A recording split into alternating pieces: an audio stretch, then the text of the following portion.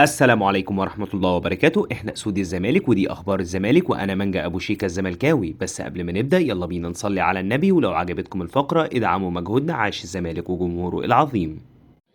الزمالك يواصل الاستعداد لمواجهة الإنبي في الدوري غدا الاثنين. دخل الفريق بقيادة جوميز في معسكر مغلق، وأجرى لاعبو الزمالك مرانا مكثفا على ملعب النادي، حيث حرص الجهاز الفني على تجهيز جميع اللاعبين بدنيا وفنيا للقاء المرتقب. هناك أنباء متداولة تشير إلى احتمال تغيير موعد المباراة إلى 7 مساء، وذلك لتسهيل مهمة الجماهير المصرية التي ترغب في متابعة مباراة منتخب مصر الأولمبي أمام فرنسا في نصف نهائي دورة الألعاب الأولمبية.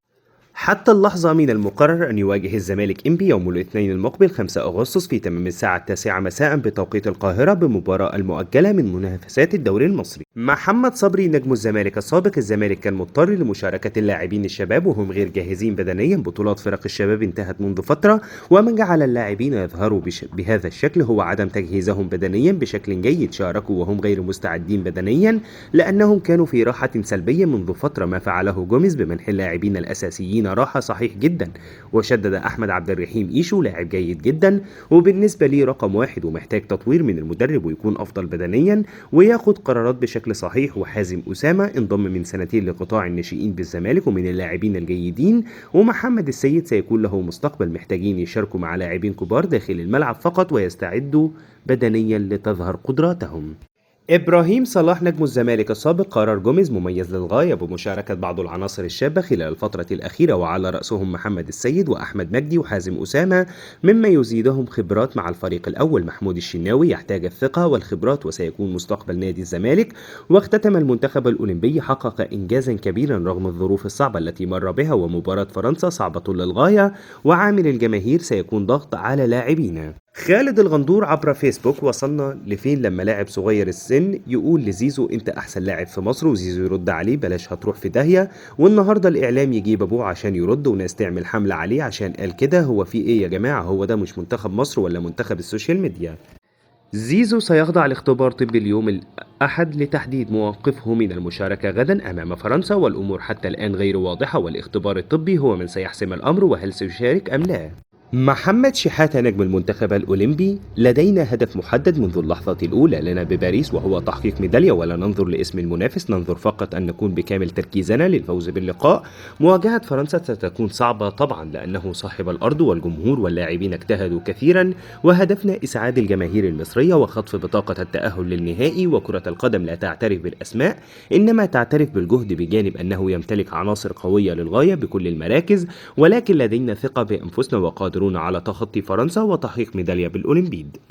وصل اللاعب أنس وائل لاعب نادي الزمالك الشاب مواليد 2005 إلى أراضي دولة ألمانيا، وتحديدا صباح أمس. هذا الوصول جاء من أجل قضاء فترة معيشة مع نادي ماجديورج الألماني تمهيدا للتعاقد معه في الفترة القادمة. وفقا لموقع ترانسفير ماركت العالمي المختص بقيمة اللاعبين، فقد ارتفعت قيمة اللاعب حسام عبد المجيد التسويقية إلى 350 ألف يورو بعد أن كان 200 ألف يورو قبل الأولمبياد. هاني حتحوت مصدر في الزمالك أكد أنه فور عودة زيزو من المنتخب الأولمبي سوف يحدث اجتماع مع زيزو ووالده من أجل فتح ملف تجديد تعاقده مع النادي، وسيكون الحديث عن بعض المعطيات في التفاوض، منها طلبات زيزو المادية والعروض المقدمة له. وسيحاول الطرفان الوصول لأفضل حل يناسب الزمالك، وقد يكون رحيل زيزو أحد أفضل تلك الحلول في حال إذا كان له طلبات كثيرة والزمالك لم يستطيع الوفاء بها مع كثرة العروض المقدمة له. وهناك أصوات داخل مجلس الزمالك بدأت تنادي أنه ليس هناك أزمة في رحيل زيزو في حالة وجود عرض مناسب من أجل حل أزمات النادي المادية. وهناك أصوات أخرى داخل مجلس الزمالك ترفض رحيل زيزو وتؤكد أنه يجب على الإدارة توفير كافة الموارد المادية من أجل استمراره حتى يتم بناء فريق جديد عليه. مصدر من داخل الأهلي كشف موقف كولر من خوض بطولة كأس مصر بعد نهاية الدوري، وأبلغ كولر مجلس الأهلي مؤكدا أنه من المستحيل لعب مباريات الكأس بعد نهاية الدوري هذا الموسم، وهذا حفاظا على اللاعبين، ورفض أي نقاش حول هذا الأمر، ورفض حتى فكرة خوض البطولة باللاعبين الشباب، مؤكدا أن الجميع لابد أن يحصل على راحة 3 أسابيع على الأقل. هاني حتحوت: إصابة زيزو تقيلة ومن الصعب تعافيه غدا، ولكن زيزو رافض الاستسلام ويسعى للحاق بمواجهة فرنسا. زيزو يسابق الزمن مع الجميع جهازه الطبي للالتحاق بتلك المباراة لمعرفته بأهمية تلك المباراة. هاني حتحوت كولر استبعد كهربا من مباراة المقاولون العرب بسبب تراجع مستواه، واللاعب حزين وغاضب ويشعر بعدم التقدير، وأكد أن كهربا يرى أن الجهاز الفني يقوم بتضييق الخناق عليه وأنه يرى أنه لا يحصل على فرصة للمشاركة، واللاعب سيغادر الأهلي بنهاية الموسم الحالي.